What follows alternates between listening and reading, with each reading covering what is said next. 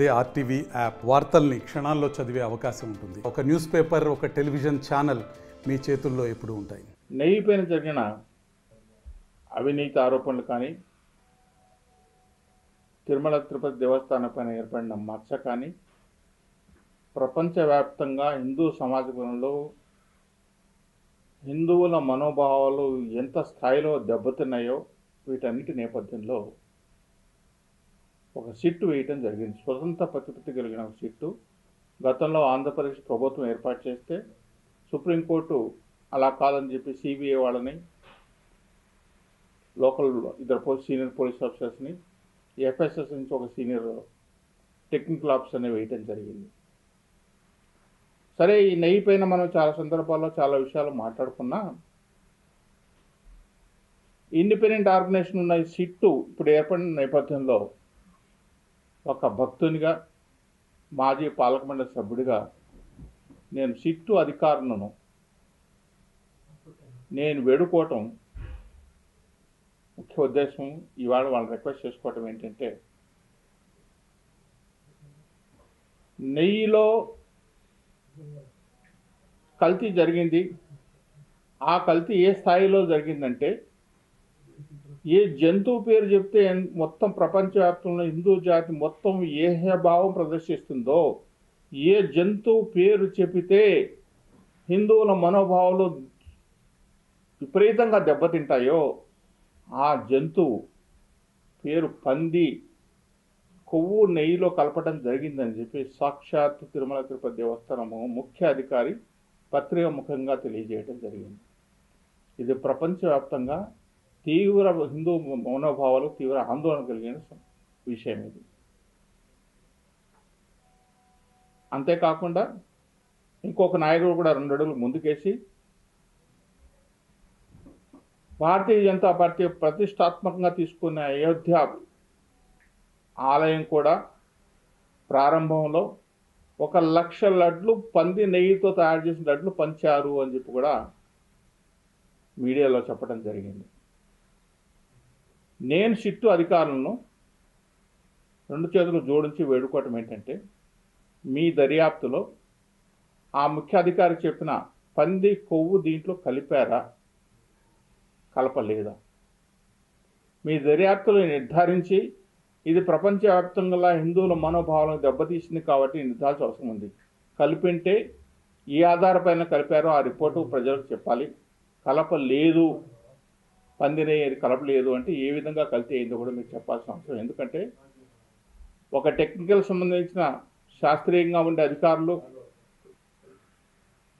విపరీత అనుభవం కలిగిన ఇన్వెస్టిగేషన్లో అనుభవం కలిగిన అధికారులు ఈ సిట్లో ఉన్నారు కాబట్టి మీరు నిర్ధారించి హిందూ సమాజానికి, ప్రపంచంలో ఉన్న వెంకటేశ్వర స్వామి భక్తులందరికీ తెలియజేసిన బాధ్యత మీపైన ఉంది.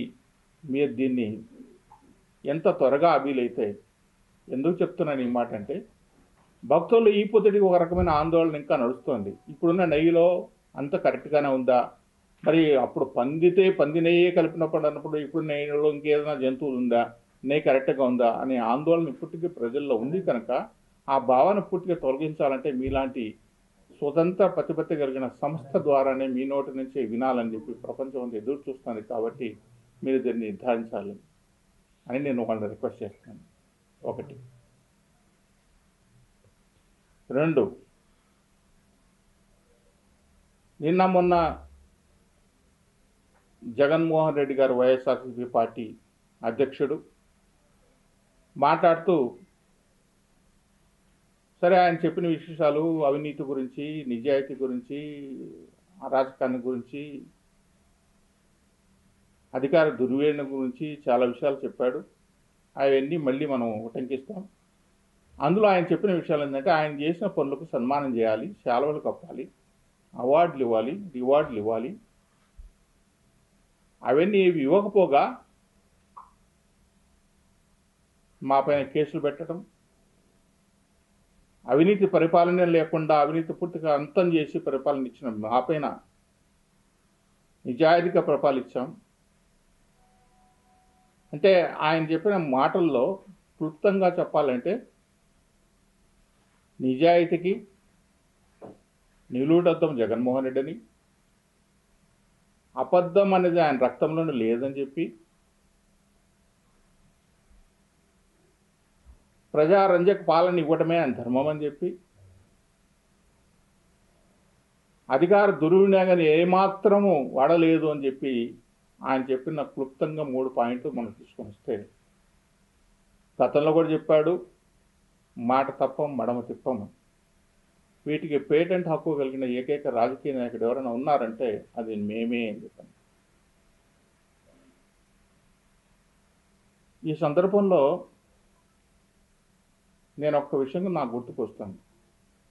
నేను చూసిన రాజకీయ నాయకుల్లో రాజశేఖర రెడ్డి ముఖ్యమంత్రిగా చూస్తే ఒక ఆదర్శనీయమైన రాజకీయ నాయకుడు, రాజకీయ నాయకులను ఆయనచే గౌరవించే విధానము, తీరు, ఆయన సంబంధించిన పార్టీ రాజకీయ నాయకులే కాకుండా ప్రతిపక్ష పార్టీ నాయకులు వచ్చినా ఆయన దగ్గర తీసిన విధానం కానీ, ఆయన అనుసరించి ఆయన కూడా మొదటిసారి ముఖ్యమంత్రి అయినాడు. రాజకీయ అనుభవం ఎంతో ఉన్నా మొదటిసారి ముఖ్యమంత్రి అయినా ఆ మెచ్యూరిటీ, సంపూర్ణమైన మానవత్వము ఆయన కల్పించింది కాబట్టి ప్రతిపక్ష నాయకులు కూడా ఆయన నోరెత్తి మాట్లాడలేకపోయినారు. నాయకుడికి ఏ విధంగా గౌరవం ఉందని, అలాంటి తండ్రి కడుపులో పుట్టిన బిడ్డ జగన్మోహన్ రెడ్డి నాయకుడు అంటే ఏ విధంగా ఉండాలని వాళ్ళ నాన్న చెప్పి చూస్తే, నాయకుడిని పురుగును చూసినట్లు చూసి, నాయకుడికి విలువ లేకుండా పోయి, పార్టీలో చేరిన వాళ్ళు ఏ కొద్ది మందిగో మొత్తం పార్టీ అధికారంలోకి వచ్చిన తర్వాత, అధికారంలో రాకముందు ఎన్ని మాటలు చెప్పినా, ఎన్ని ఊసులు చెప్పినా, ఎన్ని భాషలు చేసినా, అధికారంలోకి వచ్చిన తర్వాత ఆ నలుగురే ప్రముఖంగా అయిపోయినారు. ఆ నలుగురు ఎప్పుడు అవసరం అంటే మనం పోయేటప్పుడు అవసరం. మనం ఇంకా బతికే ఉన్నాం కాబట్టి ఆ నలుగురే మొత్తం తీసుకొచ్చి పెట్టారు. ఇప్పుడు కూడా మీరు మళ్ళీ నేను ప్రజల్లోకి వస్తాను సంక్రాంతిని నేను చెప్తున్నప్పుడు, ప్రజల్లో ఉన్న భావన, ఆ పార్టీ క్యాడర్లో ఉన్న వాళ్ళు వ్యక్తపరిచేది ఏమనంటే, అంతో ఇంతో సానుభూతి ఉండి తిరిగి జగన్మోహన్ దగ్గరికి వెళ్దామన్నా చివరికి వచ్చేసరికి మళ్ళీ ఆ నలుగురే తెరపైకి వస్తారు, మా బతుకులు కుక్క బతుకులు అయిపోతాయి, మాకు గతంలో జరిగినట్టే ఉంటాయి. ఇది ఒక్క జగన్మోహన్ రెడ్డికే కాదు, ఏ రాజకీయ పార్టీ అయినా అహంభావంతో అధికారంలోకి వచ్చిన తర్వాత సర్వం మేము జరిగిందే జరుగుతుందని చెప్పి భావించే ఏ రాజకీయ పార్టీకైనా అంతం ఇట్లాగే ఉంటుంది. జయలలితను తీసుకోండి, మాయావతిని తీసుకోండి, అఖిలేష్ యాదవ్ని తీసుకోండి, నాకు అత్యంత సన్నిహితమైన నాకు కుటుంబంలో మనిషిన దేవగౌడ ఫ్యామిలీని కూడా చూడండి. కళ్ళెదురుగా కనిపిస్తున్న పార్టీలు అధికారంలోకి వచ్చిన తర్వాత అవలంబించిన తీరు ఈ విధంగా ఎటువంటి పతనం అవుతూ వచ్చాయో మనం చూస్తున్నాం. అధికారం శాశ్వతం కాదు. రాజకీయ నాయకుడికి గౌరవం లేని పార్టీ, నాయకుడు గౌరవం లేకపోతే పార్టీకి గౌరవం ఉండదు. మనం అధికారంలోకి వచ్చాం కదా, పార్టీ నాయకుడికి మనం చెప్పినట్టు ఏంటంటే, నాయకుడు ఎవడు బానిస కాదు, నాయకుడు ఎవడు గుమాస్తా కాదు. ఏ రాజకీయ పార్టీ కూడా ఏ నాయకుడు కూడా బానిస కానీ గుమాస్తా కానీ ఉండడు, ఉండలేడు, ఉండకూడదు కూడా.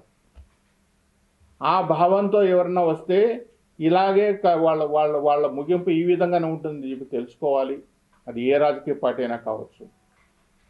ఏదో ఈ నామినేషన్ పోస్టుకో, సంవత్సరం పోస్టుకో, రెండు సంవత్సరాల పోస్టుకో మీరు ఇచ్చే పదవుల కోసం వాళ్ళకి నాయకుడు గౌరవం ఏదో పెద్దగా పెరిగిపోయి వాళ్ళు ఏదో ఆకాశం ఎత్తుతారంత భ్రమ. గౌరవం కోసం రాజకీయ నామినేషన్ పోస్ట్ అడుగుతారు కానీ ఆ గౌరవం అది వచ్చినా రాకపోయినా ఆయన వ్యక్తిత్వం, ఆయన గౌరవం కాపాడడం కోసం రాజకీయ పార్టీలో ఉంటుంది. అది ఆ రాజకీయ పార్టీలు కల్పించినంత వరకు కూడా ఏ సామాజిక వర్గానికైనా ఏ వ్యక్తికైనా ఆ పార్టీ మనుగడ ఉంటుంది. లేకుండా పోతే అది తాత్కాలికమే, చివరకు కనుమరుగైపోతే పరిస్థితి వస్తుందని చెప్పి గుర్తించాలి.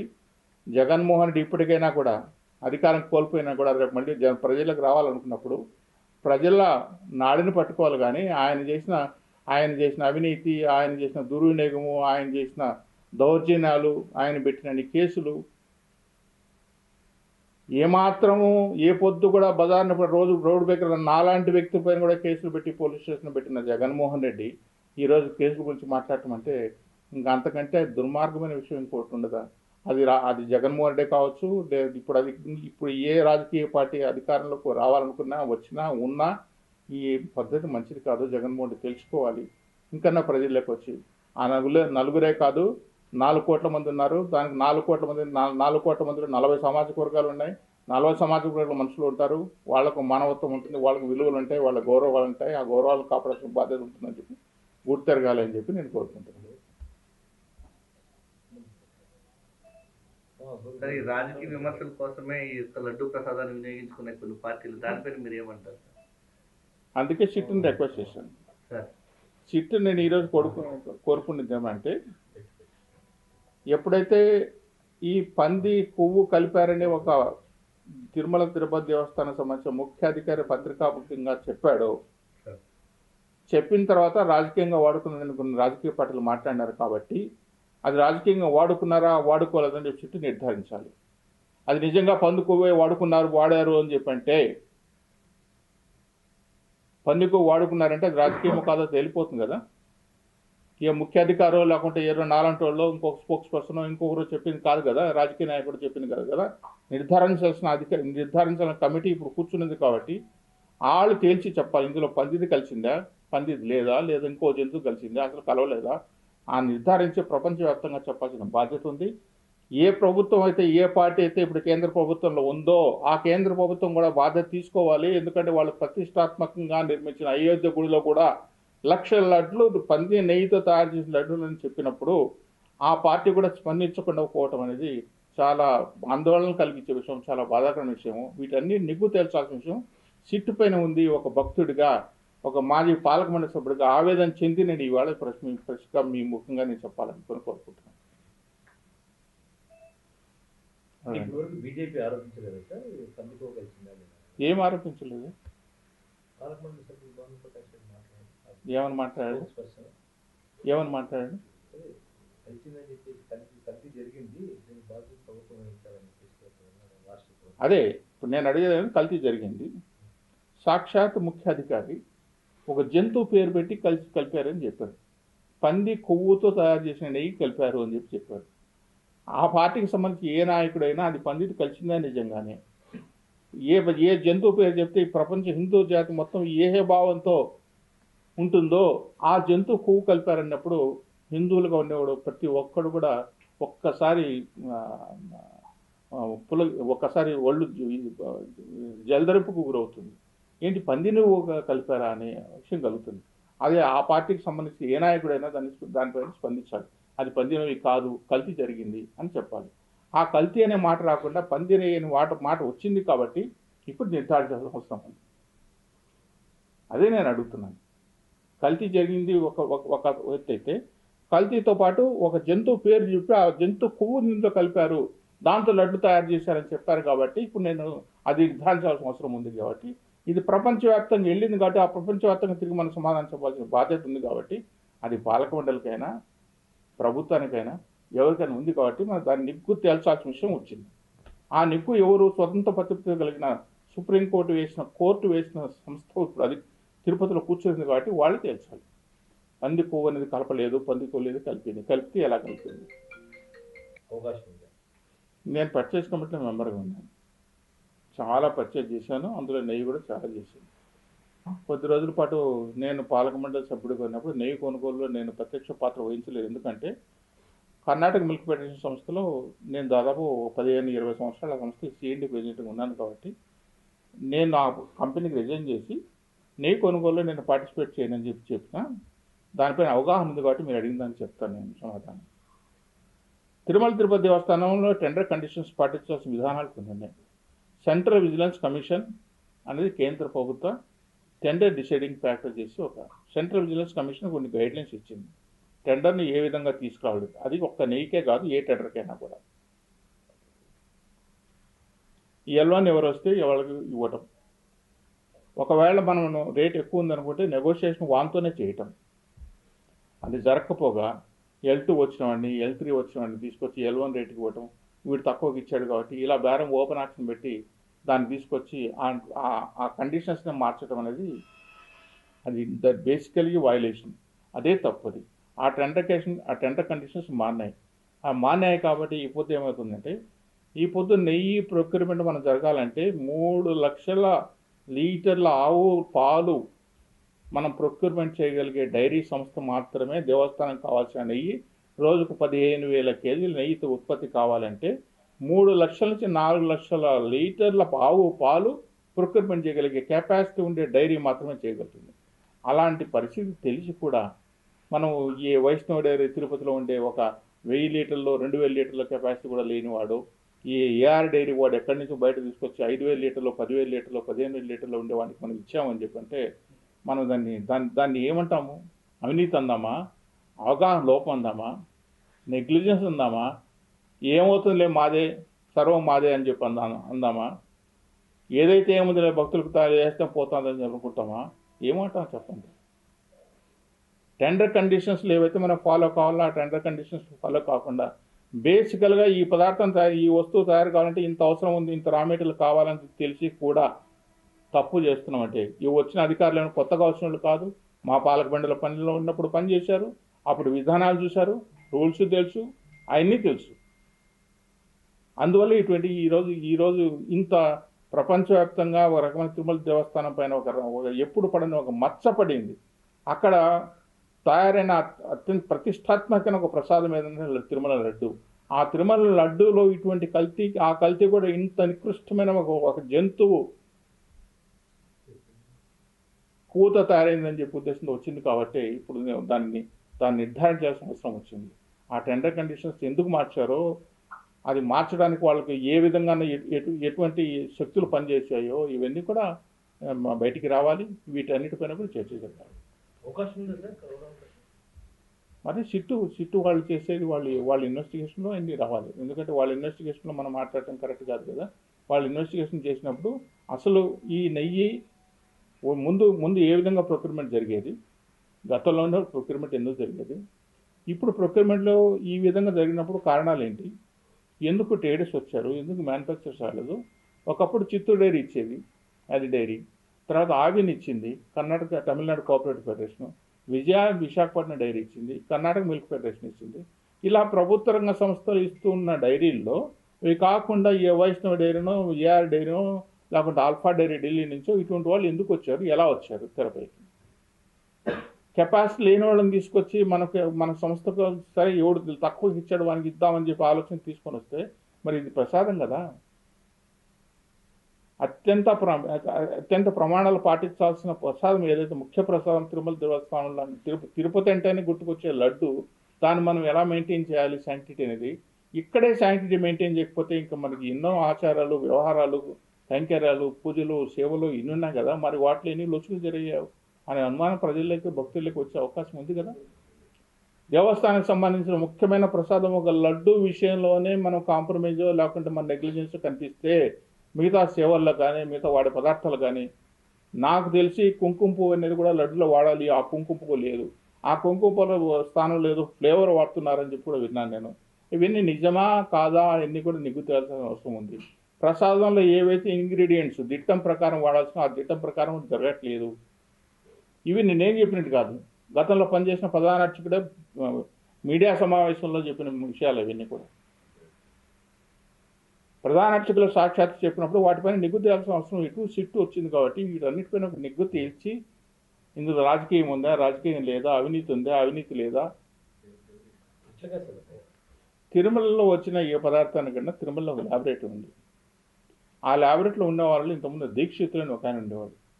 ఆయన CFTRI ట్రైనింగ్ తీసుకొని వచ్చాడు. అతను నెయ్యి ల్యాబొరేటరీ చేయడానికి అంత ఎక్స్పర్ట్ ఏం కాదు. అతను కోనేట్లో నీళ్లను మాత్రమే చెక్ చేయడానికి ట్రైనింగ్ తీసుకున్న వ్యక్తి దీక్షితులని. కొద్ది రోజులు CFTRIలో ట్రైనింగ్ ఇచ్చి అతను పెట్టారు, ల్యాబ్ ఎక్విప్మెంట్ పెట్టారు. టెండర్ కండిషన్స్ ఒక చిన్న ఎగ్జాంపుల్ మీకు చెప్తాను.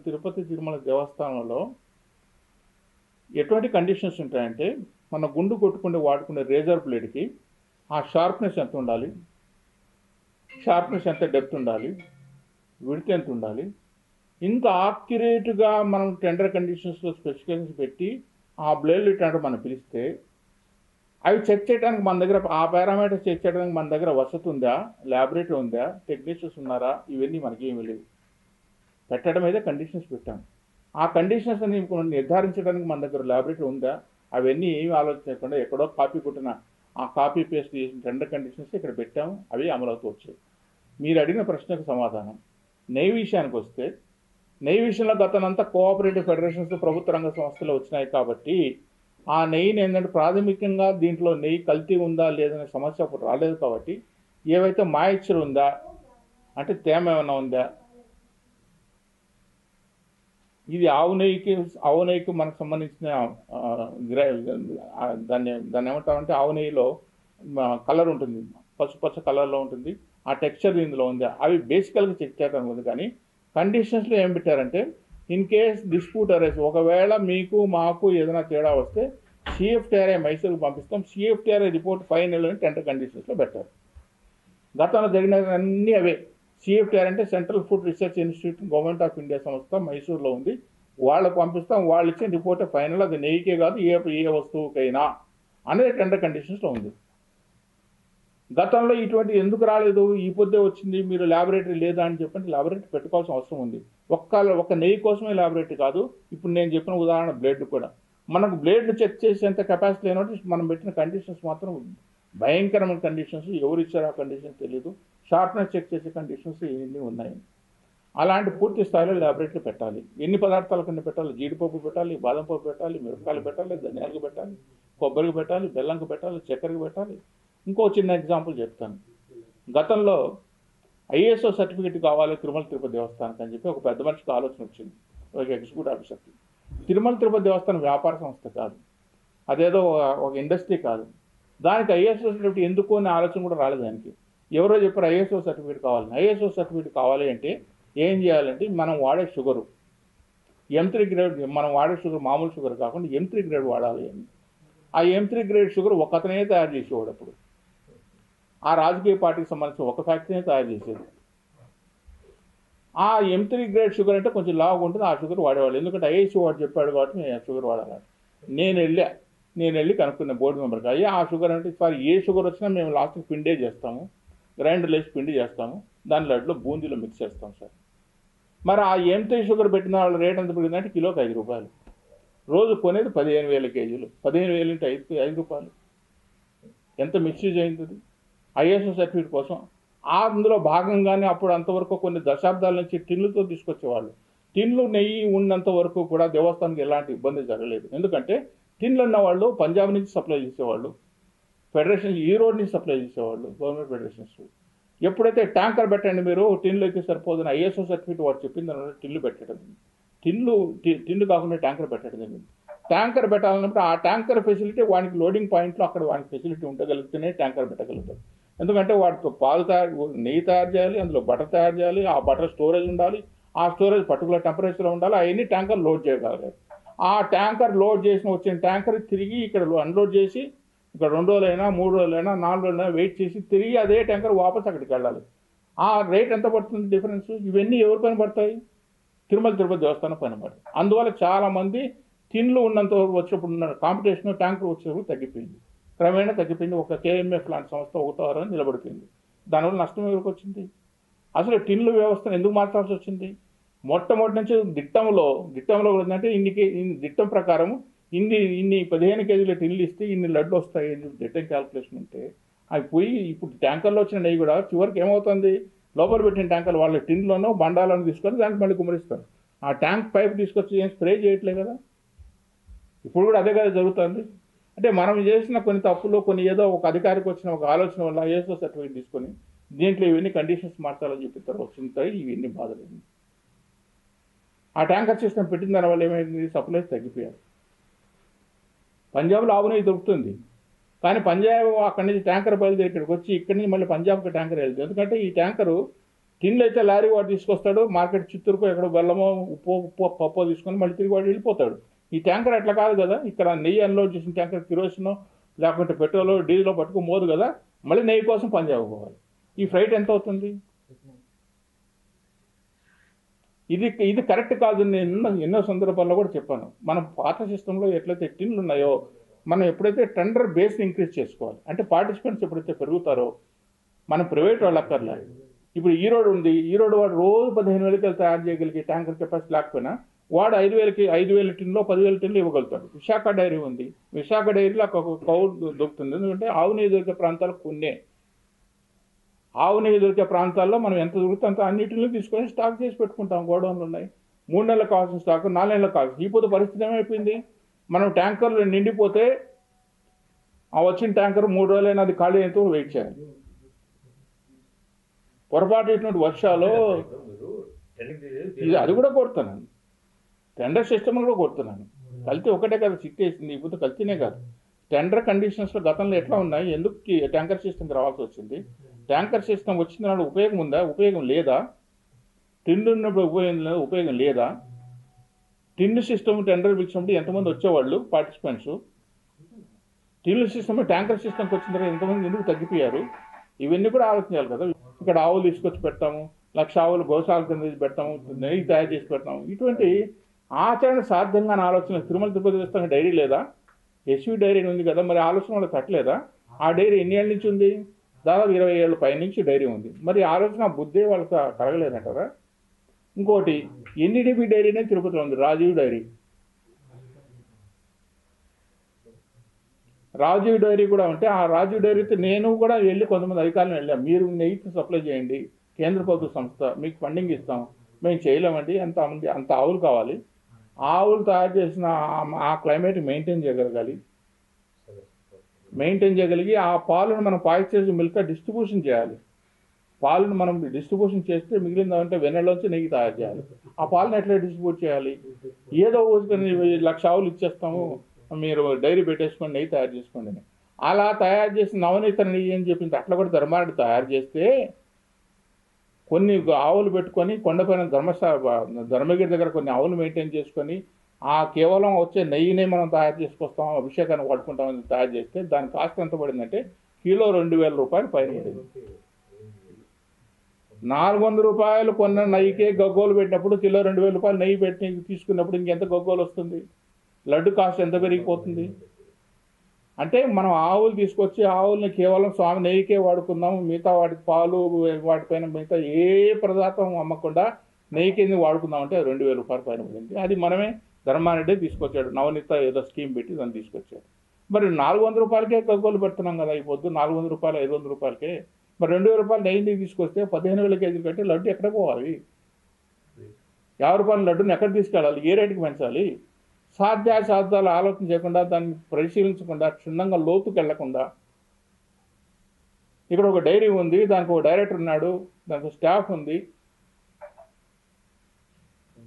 ఇవన్నీ ప్రక్షాళన తీసుకురావాలి. ప్రక్షాళనతో మనం ఏదో మొదలు పెడతామంటే ఏదో ఒకటో రోజు చెప్పేసి తిరుపతి లోకల్స్కి ఒక 5,000 మన భక్తులకు ఇస్తాం. ప్రక్షాళన అవి కాదు, చాలా ఉన్నాయి ప్రక్షాళన చేయాల్సినవి. వీటిలో మూలంగా ప్రక్షాళన మన ప్రసాదాల శాంక్టిటీని కాపాడుకోవాలి, సెంటిమెంట్స్ కాపాడుకోవాలి. సామాన్య భక్తుడు ఈ రోజు వరకు కూడా పడుకోవడానికి 2008 తర్వాత కట్టిన గెస్ట్ హౌస్ లేదు. ఇప్పుడు ఏదో PSC 5 కట్టమంటున్నారు. అంటే వాళ్ళకు PSC 5లు, PSC 3లు, PSC 2లు కావాలి. డబ్బులు ఉన్న వాళ్ళకి మాత్రం పెంట్ హౌస్ కట్టుకోవడానికి రూములు ఇవ్వచ్చా? 12 రూములకి అయితే పైన మీ ఇష్టం వచ్చి పెంట్ హౌస్ కట్టుకొని 360 రోజులు మీరు అనుభవించుకోవడం చెప్పచ్చా? వీళ్ళకైతే చాప్ ఇస్తాము, ఒక లాకర్ ఇస్తాము, పడుకోండి అని చెప్పచ్చా? ఏమంటే అంత సామాన్య భక్తుడు అంటే క్యూ లైన్లో వచ్చేవాడు అటువంటి అంత అధోగతిగా మనం ట్రీట్ చేసిన అవసరం ఉందా?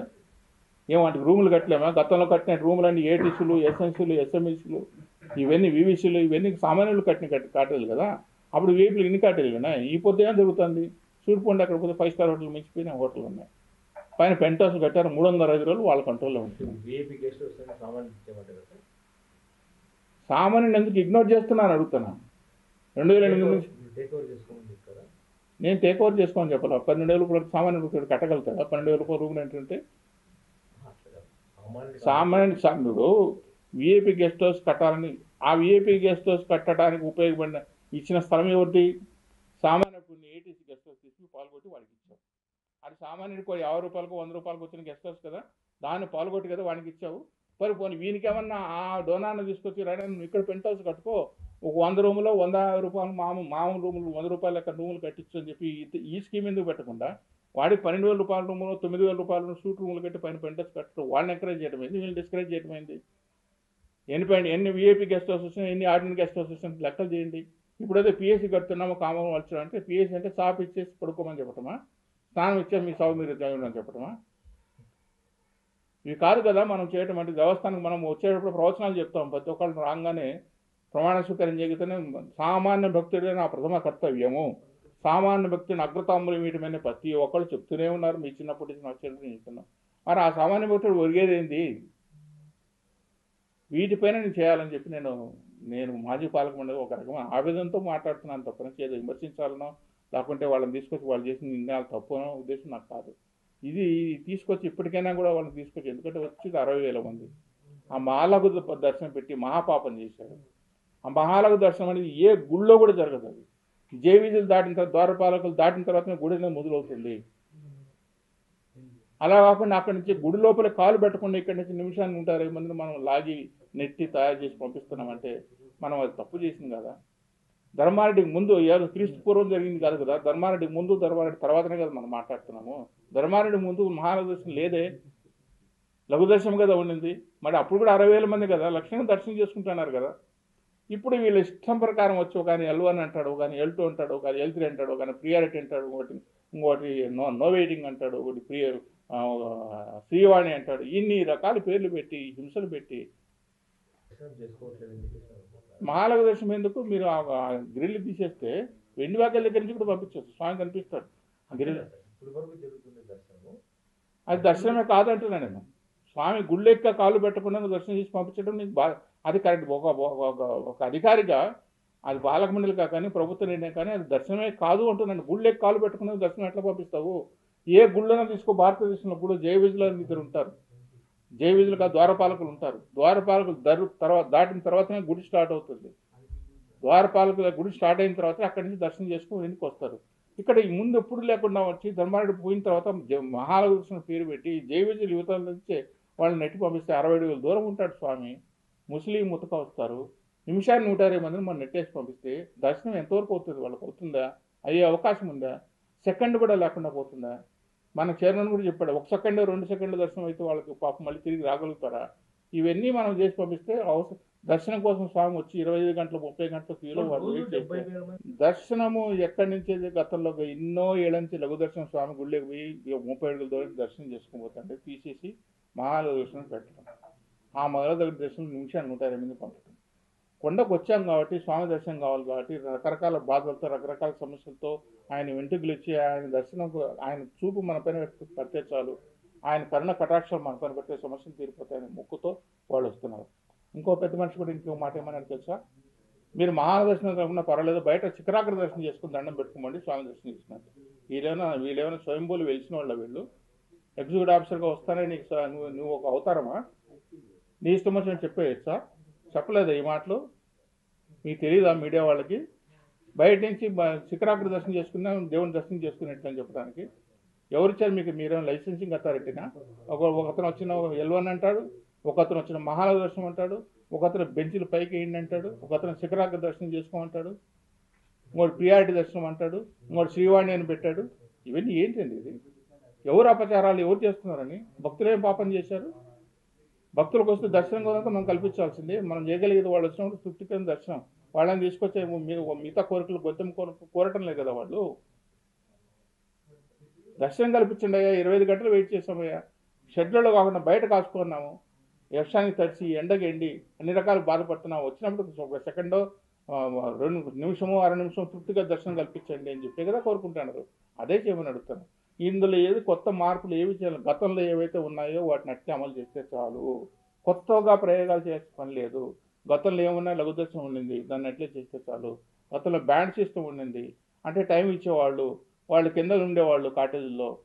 ఇక్కడ లోకల్ టెంపుల్స్ అప్పుడే అభివృద్ధి చెందాయి. కాణిపాకం కానీ కాళహస్తి కానీ ఇవన్నీ టెంపుల్స్ కూడా అప్పుడు అభివృద్ధి చెందాయి. ఆ టైంకు అన్ని చూసుకునేవాళ్ళు.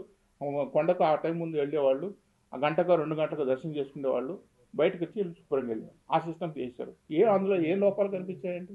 చేతికి టోకెన్ కట్టి వాడు బ్లాక్లు అమ్ముకున్న ఇంకో చేతికి కట్టేదానికి అవకాశం ఉందా? దానికి నెంబర్ ఇస్తాం కదా, అది తీశారు. అంటే ఒక అధికారి వచ్చి నేనేదో నా ఎగో ప్రాబ్లంతో నాకు ఆ సిస్టమ్ బాగాలేదు, ఈ సిస్టమ్ పెట్టాలని చెప్పి చేసిన దానివల్లే కదా. అలిపిరిలో కాటేజీలు కట్టాలని చెప్పి నూనెది భూదేవి కాంప్లెక్స్ కట్టారు. ఇవి వచ్చిన భక్తుల కోసం అని చెప్పి భూదేవి కాంప్లెక్స్ అలిపిరి కట్టే దాన్ని తీసుకువేసి ముద్రలు అలిపిరికి వచ్చిన భక్తులు అక్కడ పడుకుంటున్నారు. తీసిపోయి పోలీసు వాళ్ళకి ఇచ్చారు, ఎస్టీఎఫ్కి. తర్వాత ఎస్యూబీసీకి ఇచ్చారు. ఇప్పుడు సిట్టు పోయి కూర్చుని అలిపిరికి పోయేసి కూర్చుంటే అలిపిరికి వస్తే వాడు ఉండటానికి ఒక భక్తుడు వచ్చి స్నానం చేయడానికి కూడా ఒక చిన్న ఫెసిలిటీ లేదా? ఈ గుర్తుకు రావు మనకి. కర్ణాటక చోటు వాళ్ళ సైటు అక్కడ పోతే అల్పిలో సైట్ ఇస్తామని వాళ్ళకి ఇచ్చారు కదా, వాళ్ళు కాటేజీలు కడతామన్నారు కదా, వాళ్ళని కూడా పర్మిషన్ ఇవ్వలేదు కదా. ఇవన్నీ ఇక్కడ పోతే ఎవడో భూలోకం చూపిస్తానని చెప్పి వాడికి ఇష్టం 30 ఎకరాలు ల్యాండ్ ఇచ్చేస్తే పైన విష్ణులోకం ఉంది, విష్ణువుడు కట్టి భూలోకం కట్టిపెట్టిన వాడికి ఇస్తామని ఇక్కడ ఎంకరేజ్ చేస్తే వాడు ఎవడో ముస్లిం పేరు పెట్టాడు, ముంతాజ్ హోటల్స్ మనం రద్దు చేసామని చెప్పండి. మరి భూలోకం పెట్టి ఇవి మోసం చేసి ఇవన్నీ చేస్తానంటే ఇటువంటి కాదు కదా. వచ్చేవాడికి ఆడ కనీసం 100 రూములు కట్టేస్తే వాడు కూర్చుంటాడు, స్నానం చేస్తాడు, టిఫిన్ భోజనం అన్నీ పెడతాము, కొన్ని నచ్చిపోతాడు, టోకెన్ కట్టుకొని దర్శనానికి పోతాడు కదా. ఇవి కదా మనం చేయాల్సినవి. కంప్యూటర్లో జావా మిక్సింగో లేకుండా పోతే ఇంకోటి ఏదో చెప్పంటే అవన్నీ ఆర్టిఫిషియల్ ఇంటెలిజెన్స్ అవుతుంది. భక్తులు క్యూ లైన్లో వచ్చే వాళ్ళకు ఏ కంపార్ట్మెంట్ 1లో పోవాలన్నా 2లో పోవాలన్నా అవుట్ సైడ్ లైన్లో పోవాలన్నా ఆర్టిఫిషియల్ ఇంటెలిజెన్స్ ఏం చేస్తుందండి? ఆర్టిఫిషియల్ ఇంటెలిజెన్స్ ఏ విధంగా తీసుకొస్తారు? భక్తులు ఏమైనా వేరే రూపంలో చూపిస్తారా, లేకుంటే దేవుడిని ఇంకొక షేప్లో తీసుకొచ్చారని చూపిస్తారా ఆర్టిఫిషియల్ ఇంటెలిజెన్స్? ఇది వాస్తవంగా కదా, ప్రజల సెంటిమెంట్ సంబంధించిన విషయం కదా, ప్రజల మనోభావాలకు సంబంధించిన విషయం కదా. ప్రపంచంలో ఎన్నో కూడా వాటికన్ సిటీ లాంటి సంస్థలు కూడా వాళ్ళకు రాని ఆలోచన మనకే వస్తే ఎట్లా? వాటికన్ సిటీ కూడా ఇంత ప్రసిద్ధి కలిగింది. అక్కడ కూడా లక్షలు, మనకు తిరుమలకి ఎంతమంది వస్తారో భక్తులు సంవత్సరానికి లెక్కేస్తే అంతమంది భక్తులు శబరిమలకి కూడా వస్తారు. దాదాపు అంతమంది సంవత్సరానికి 3 సార్లు 4 సార్లు భక్తుల సంఖ్య నెంబర్గా తీసుకుని శబరిమలకి కూడా దాదాపు ఇంతమంది వస్తారు. మళ్ళీ వాళ్ళకి ఆలోచన రాలేదే? వైష్ణవి టెంపుల్ కూడా దాదాపు అంతమంది భక్తులు వస్తారు, వాళ్ళకి ఆలోచన రాలేదే? ఏ సంస్థకి రాని ఆలోచన మనకి వచ్చి ఆర్టిఫిషియల్ ఇంటెలిజెన్స్ తీసుకొస్తాం. ఇంతమంది ఐఐఎం వాళ్ళు వచ్చామన్నారు, ఐఐటి వాళ్ళు వచ్చామన్నారు, ఐఐటి వాళ్ళు వచ్చి చూశారు, అన్నీ చేశారని. ఎవరు చేసినా వ్యవస్థ ఏంటి? భక్తులు వచ్చినప్పుడు 60,000 మంది 70,000 మంది వచ్చినట్టు ఎట్లా అకామిడేట్ చేయాలి, కంపార్ట్మెంట్ పుష్ ఎట్లా చేయాలనే దానికి అప్పట్లో ఈ మ్యాన్ సిస్టమ్ కనిపెట్టింది ఐవి సుబ్బారావు. తర్వాత దాన్ని ఎట్లా కట్టిన మంచి విధానం అది. దాన్ని తీసుకొస్తే మొత్తం లోకల్ టెంపుల్స్ అభివృద్ధి చెందుతాయి. వాళ్ళు కూడా ప్రతి సెంటర్లో అక్కడ టోకెన్ కట్టుకుంటారు, ఆ టైంకి వస్తారు, దర్శనం చేసుకుంటారు. అంతకు మించిన ఇంటెలిజెన్స్ ఇంకోటి అక్కర్లేదు. తిరుమల తిరుపతి దేవస్థానము దేశవ్యాప్తం కళ్యాణోత్సవ మంటపం కట్టింది. మరి కొండపైన కళ్యాణ మంటపం ఎందుకు కట్టదండి? దేశవ్యాప్తంగా కట్టుకుని పశువుల దేశాల్లో అయిపోయినవి ఉన్నాయి, గోడల కింద మారిపోయినవి ఉన్నాయి, ఎన్నో ఉన్నాయి. కొండపైన కళ్యాణ మండపం ఒక 5 కడదాం 6 కడదాం అని చెప్పి ఎందుకు ఆలోచన లేదు. మఠాలు ఎందుకు వస్తున్నాయంటే మనం లేవు కాబట్టి వాళ్ళు చేసుకుంటాను, అంతే కదా. గతంలో ఉండింది ఏటీసీలో చిన్న మంటపం, ఒక 100 మందో 70 మందో ఉండే పెళ్లి చేసుకునేవాళ్ళు. ఇప్పుడు పెళ్ళిళ్ళు ఎక్కువ జరుగుతున్నాయి, 500 మంది 1000 మంది 2000 మందికో. మనం ఎందుకు మఠాలు కట్టలేకపోతున్నాము? ఇప్పుడు ఎవడో మఠాధిపతి కట్టానని చెప్పి వాని పేరు మనం విమర్శిస్తున్నామే. మనమే ఎందుకు మఠాధిపతి కట్టి వానికి ఎందుకు సైట్ ఇవ్వాలి? సైట్ మందే కదా, వానికి లీజ్ ఇటు ముందు వాడు కట్ట వాని పైన పట్టం ఎందుకు? మనం వ్యాపార కేంద్రాలుగా మఠాలు మారిపోయాయి. అది ఎవరు దానికి ఎవరు బాధ్యత వహించాలి? మనం ఇచ్చింది మనమే కదా, మనం ఎందుకు ఇవ్వాలి? ఇక్కడ కళ్యాణాలు చేసుకుంటారు చాలామంది అన్నప్పుడు మనమే కళ్యాణం చేద్దాం. మనం దేశవ్యాప్తంగా తీసుకుపోయి దళిత గోవిందము, అక్కడ కళ్యాణము, దేవుళ్ళని తీసుకుపోయి మనమే కళ్యాణోత్సవాలు చేస్తాము. బాంబాయికి తీసుకుపోయి, విజయవాడ తీసుకుపోయి, హైదరాబాద్ తీసుకుపోయి, చెన్నైకి తీసుకుపోయి, ఢిల్లీకి తీసుకుపోయి కళ్యాణాలు చేస్తాము. ఇక్కడ కళ్యాణోత్సవాలు చేస్తామంటే మనం వస్తూ ఇవ్వము. భోజనం మాత్రం 15 మంది మీరు కళ్యాణం చేసుకుంటారండి, భోజనం పెడతామని చెప్పి అంటాం. ఇదెక్కడ నేను ఆ కళ్యాణాన్ని మనమే కోట కట్టేస్తే దేవస్థానం కళ్యాణం అంటే విలువ ఉంటుంది కదా. ఒకప్పుడు తిరుపతిలో పెళ్ళిళ్ళంతా దేవస్థానం కళ్యాణం మంటపంలోనే జరిగినాయి. తోడప్ప గార్డెన్స్ కానీ అవన్నీ కూడా అప్పుడుతో కళ్యాణం అంటూ జరిగితే తిరుమల తిరుపతి దేవస్థానం కళ్యాణ మంటపాలను చేసుకోవాలి సెంటిమెంట్ అనుకోండి ఉండేవి. ఈ పొద్దు ఎందుకంటే ప్రైవేట్ పెరిగిపోయి, ఏసీలు పెరిగిపోయి, రకరకాల వస్తువులు పెరిగిపోయినాయి కాబట్టి అవి కొంచెం తగ్గినాయి. వాటికి కూడా మళ్ళీ తీసుకొచ్చి వాటికి సమానంగా మనం చేస్తే ఎందుకు కావండి? కొండపైన 1-2 కట్టేస్తే ఇప్పుడు ఏ మఠాధిపతి కట్టుకున్నా కూడా అతనికి అవకాశం మనం ఎందుకు ఇవ్వాలి? అతను ఇచ్చాడు కాబట్టి అతను రేట్లు అమ్ముకుంటున్నాడు. మనం డిస్ప్లే బోర్డు పెట్టలేదు. ఇప్పుడు మాట్లాడుతున్న డిస్ప్లే పెట్టి రూమ్ ఇంత పెట్టాలి, రూమ్ అంతా పెట్టాలని చెప్పి ఎక్కడ ఇవన్నీ సిస్టమేటిక్ వాటిపైన జరుగుతుంది. కర్ణాటక చోటులోనే ఉంది. కర్ణాటక చోట్ల పైన ఇంతకుముందు రాలేదా? ఎన్ని అవినీతి పని రాలేదు, ఎన్ని మీ టీవీలో రాలేదు, జూదం జరుగుతుంది అక్కడ ఎయిడ్స్తో మనుషులు చనిపోయారని చెప్పి ఇవన్నీ కూడా వచ్చాయి కదా, వార్తలు వచ్చాయి కదా. వీటికి అంతా కూడా మనం ఏ విధంగా తీసుకోవాలి? అధికారులు వీటిపైన చేయాలి. అధికారులు వీటిపైన చర్యలు తీసుకోవాలి, నియంత్రణ పెట్టి ప్రతిదీ మానిటర్ చేస్తే ఇవన్నీ జరగకుండా పోతాయి. 5% అటు ఇటు కొంచెం జరుగుతుంది కదా, దాన్ని మనము వ్యవస్థల లోపాలు మనం అది ఎత్తి చూపించడం పెద్ద విషయం ఏం కాదు. అది వీటన్నిటిపైన తీసుకురావాలి. ఈ పాలక మండలి చేస్తుందనే నమ్మకం నాకుంది. చేయాలి కూడా, దృష్టి పెట్టాలి, వీటిపై నుండి చర్చ జరగాలి. మరిన్ని వీడియోస్ కోసం ఛానల్ ని సబ్స్క్రైబ్ చేయండి. లేటెస్ట్ అప్డేట్స్ కోసం వాట్సాప్ ఛానల్ ని ఫాలో అవ్వండి. ఆ లింక్ డిస్క్రిప్షన్ లో ఉంది.